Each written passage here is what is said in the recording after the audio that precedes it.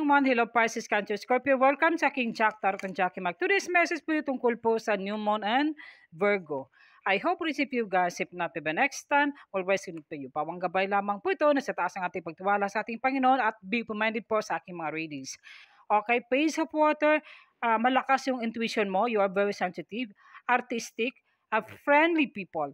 Kailangan ay meron daw paparating na new persons coming towards you. Kung kayo po ay single na Pisces, Cancer, Scorpio na walang jowa, makakakaroon ng romantic encounters. At meron ka mga psychic abilities na madali kang makaunawa at maintindihan. Matalas yung pag-iisip mo. Yung strength mo, maging palaban ka rin at maging matatag ka at yung strength mo kailangan na lakasan yung loob mo.